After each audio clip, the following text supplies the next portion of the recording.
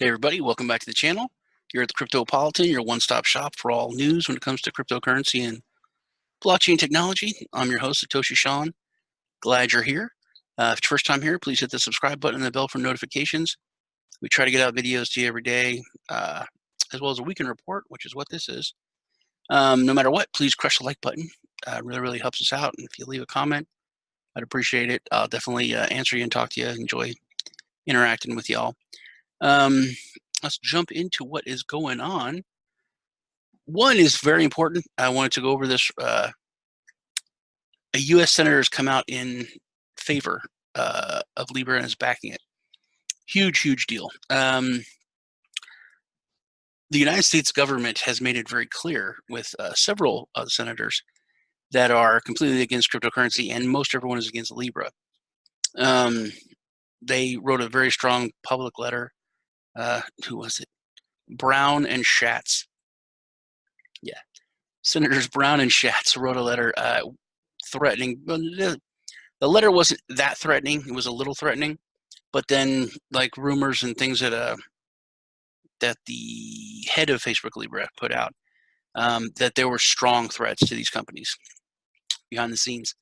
Because I can imagine, because the public threats were decent.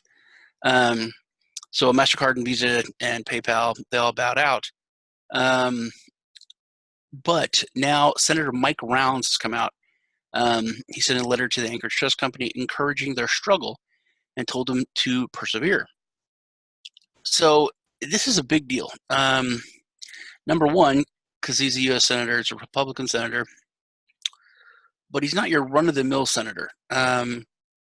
He became a senator after being the governor of South Dakota, North Dakota, South Dakota. He was the governor, so he's kind of a political heavyweight. So there might be.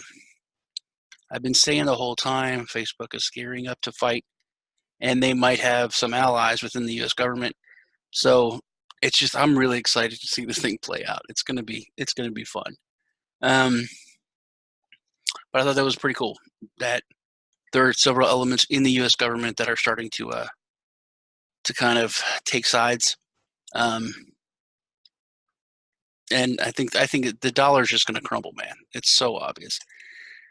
Okay, next, this is, it's a weekend report, so I like to stay positive. There's a lot of adoption news. First, blockchain voting in Oregon, which is really, really cool. They're opening up now for military overseas because it's so secure and easy to vote from. It's one of the only ways you can do something that secure. And then also, I think voting on the blockchain is amazing. It's the best thing that there is when it comes to voting. It really easy to put on there. It doesn't stamp out corruption, but it makes it very visible. It's a way to still be private, secure, but also have transparency. There's a lot of countries and some states that are moving into it. Blockchain voting elections is reshaping elections across the globe.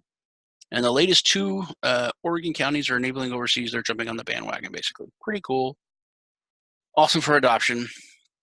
Also, Bermuda introduces cryptocurrency tax payment in USDC. So the war of the stable coins. I wonder who's going to win out. But cryptocurrency tax payments. It's cool that the Bermuda's taking it. They're jumping on the bandwagon. It comes to the U.S. A lot of states that did accept it. Like I said, with the United States coming out against Libra, as soon as this started, the line started forming for the government to be against cryptocurrency. Some of the states that already were taking crypto for tax payments, they rescinded that and stopped doing it. So the fact that other countries are starting to move into doing that, hopefully they'll just see it doesn't matter. You can't stop it. You might as well, make things easier for your constituents. I mean, you want their money, so make it as easy as possible to take their money. And governments are good at taking your money, so I'm sure they're going to jump back on the bandwagon.